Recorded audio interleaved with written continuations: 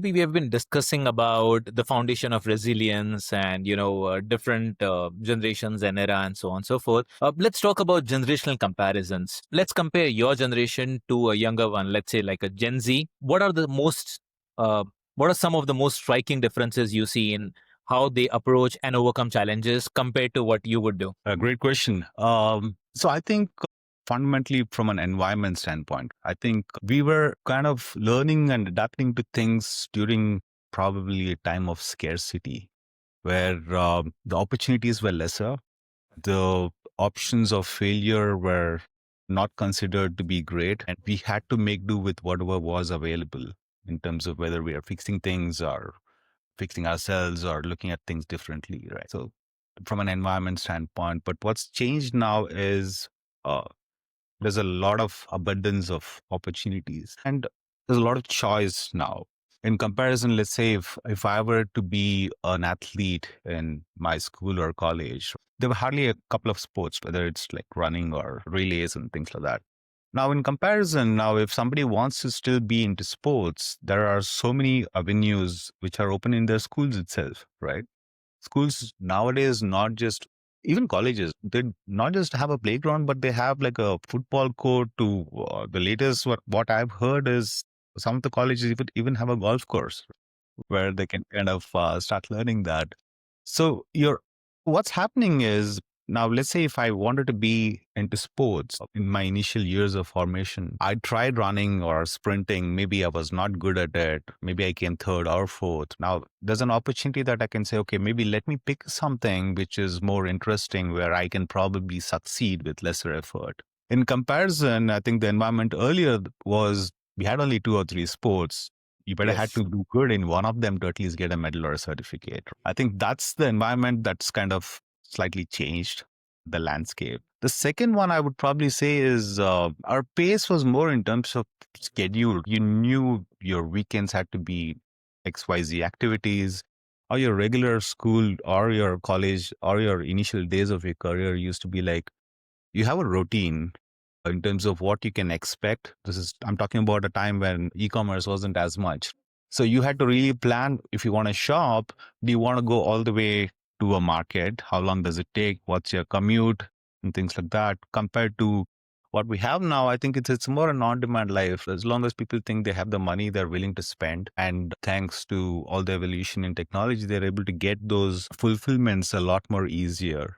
So the thought process of me purchasing a shirt earlier to now, probably even we've adapted, but I think the new generation has grown up with that. So they find it a lot more easier in terms of getting an on-demand life, whereas we had to kind of plan, schedule, and then execute it. So that duration of purchasing, the duration of selection, the duration of making choices has come down, which means you're thinking a lot more faster. Yes.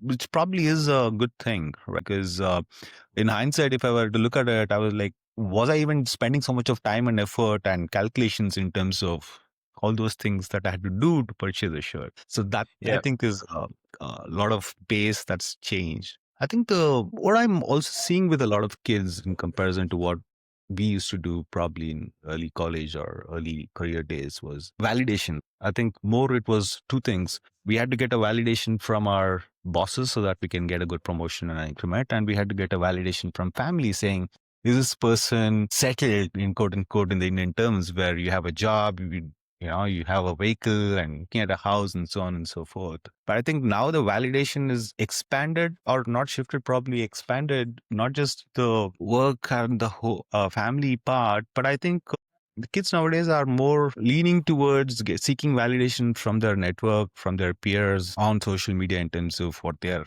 actually doing. So I think that's kind of changed a little bit. I think Yeah. we were taught more to endure and fix. They are learning to iterate. Both forms of resilience are there, but that's how I think is changed in terms of these three aspects. Got it. KP, you kind of raised the point of social media. So I'm going to come on to the next question revolving around social media. You have likely seen the rise of technology, internet, social media, mobile apps, and so on and so forth, right? How do you think these tools have impacted the development of resilience in younger generations? Are there any benefits or do they present new obstacles? think I would see a lot of benefits rather than obstacles. And even if it is there, probably it's going to be something very shallow. I'll get to that. But I think the benefits are, let's say, let me come back to earlier. What I said was trying to become a sprinter. Back in the days, we used to rely heavily in terms of what's been said and told around in our. Probably the best person you could seek advice or get coaching from was from your coach in terms of Yes. how do you kind of make yourself better, faster, stronger the next time. I think what's happening now in terms of access to different technologies and different sprinters and so to speak, and different coaches, and you get everything on demand. As I said, as long as you're able to stick to that instead of navigating to another opportunity. If you want to stick to sprinting, I'd probably go deep in that and do a lot more social media hunt in terms of how do I run faster, what should be the best timing, how's my breathing techniques, and all these things. I think probably one person couldn't be able to say that before, which now I think technology gives you that option, gives you that exposure in terms of understanding where you are and what your cohort is, and does obviously benchmarking. So the Yeah. obstacle happens is when you realize that your benchmark has to be like, let's say 80, right? Yeah. Running at a speed of, let's say, 15. So obviously I'm trying to do whatever I can, but then you see a lot of people doing that. Then there's a stigmatism that happens saying, am I really even worth it? So Yes. there are pros and cons in terms of overexposing information. So it depends on how deep somebody wants to go and what they feel about it, right? Yeah. That's where social media will play more like I would say like a diet, so to speak, than a meal, depending on how Okay. you. Got it. Okay. So now that we have talked about, benefits or obstacles and all, let's talk about what are some strengths that you see in a younger generation approach to resilience that your own generation might not have had. For example, their comfort with vulnerability or their ability to seek help and so on. I wouldn't say vulnerability. I think they're very open in terms of stating the facts as is in their own direct opinion, right? Used to come from a school of thought where respect was built on a foundation of fear, right? I don't think the Yes. current generation has that.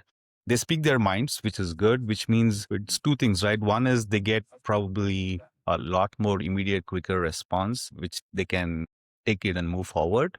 And Yeah. two is it could also backfire, which means suddenly they get a rejection in terms of, okay, this is what you spoke and this is what happened Yes. back. I think they're okay to do that from a trade-off standpoint. But I think more to do than resilience out here is their ability to pick up skills. I think in comparison, we would probably take a couple of weeks to learn a particular skill Yeah. because back in the days it was books and friends and colleagues and so on and so forth, right? Or probably a lot of do it yourself and learn Yes. it by take. Now I think they're aware of what the pros and cons are by going through the old school in terms of doing it yourself, seeking validation through books and then implementing it. I think the speed is a lot more faster. They're able to look at different, I would say, online content, which will enable them to learn faster, which means that your archaical knowledge of something might be relevant at that point of time. But I think shifting from let's say I come from a day of using pagers to smartphones now, right? So everything was change management in terms of technology. I think the duration that we took to shift from one to another, I think has been longer. I think the Yes. current generation are willing to adapt to generative AI or LLMs agentic a lot more faster than we started learning Excel. So I think that's Yes. the speed at which they're learning is quite increased. I think I can resonate with that part of speed of learning because I remember when back in the day we used to have those keypad phones and then came the touch screen. Yeah. It took me like good 6 months just to get an understanding of how do you really operate it, and it used to be like a nightmare.